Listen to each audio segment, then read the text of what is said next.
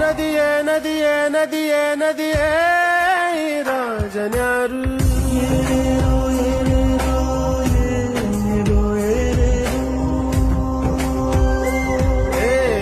ವಿಧಿಯೇ ವಿಧಿಯೇ ವಿಧಿಯೇ ವಿಧಿಯೇ